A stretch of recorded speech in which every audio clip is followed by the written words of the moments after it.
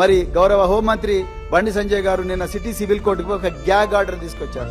Media వాళ్ళు ఎవరు కూడా తన న్యూస్ రాయకూడదు, అది రాయకూడదు. వారు హోంమంత్రి కాబట్టి రిసోర్సెస్ కు ఏమీ కుదవలేదు కాబట్టి ఆయన పోయినారు. మరి ఈ అమ్మాయి ఎప్పుడు తీసుకురావాలి? ఈ అమ్మాయికి ఎవరు తోడు? ఈ అమ్మాయి ఎట్లా తీసుకొస్తుంది గ్యాగ్ ఆర్డర్? చిన్న పాప ఇంటి నుంచి బయటకు వస్తుందా? రేవంత్ రెడ్డి గారు ఎక్కడ పోయినారు? మీ women and child welfare minister Seethakka గారు ఎక్కడున్నారు? సీతక్క గారు ఆమె కూడా తల్లే కదా. ఆమె వాళ్ళ ఆఫీసర్లు వచ్చి ఈ అమ్మాయి తరపున అదే సిటీ సివిల్ కోర్టులో మా అమ్మాయి వీడియోలు కూడా సర్క్యులేట్ అవుతున్నాయి.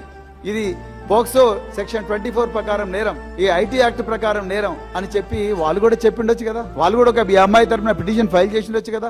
ఆ అమ్మాయి సైన్ పెట్టకపోయినా మినిస్టర్ గారు సంతకం చేసి పెట్టించే సీతక్కనే ఇచ్చిండొచ్చు కదా. ఈ అమ్మాయి తరపున ఒక తల్లిలాగా ఎదికేలేదు అంటే బండి సంజయ్ గారేమో ఆయన కోర్టు పోయి ఆర్డర్ తెచ్చుకున్నాడు. పోతాం ఖతర్నాక్ అన్ని ఛానల్ మరి బంద్, కంటెంట్ కూడా తీసేయండి అన్నారు. ఠీకే తీసేయండి, ఆయన తీసేయాలంటే తీసేయండి. కానీ మరి ఈ అమ్మాయి తన కంటెంట్ తీయమని ఎవరు అడగాలి? ఈ అమ్మాయి తరపున మీరు కదా అడగాల్సింది.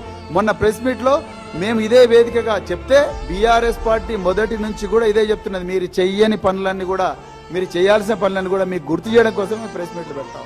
మరి ఆ అమ్మాయి తరపున మీరు సిటీ సివిల్ కోర్టు ఆర్డర్ తీసుకొచ్చి ఆ అమ్మాయి కూడా ఒక గ్యాగ్ ఆర్డర్ తీసుకురావాలి కదా.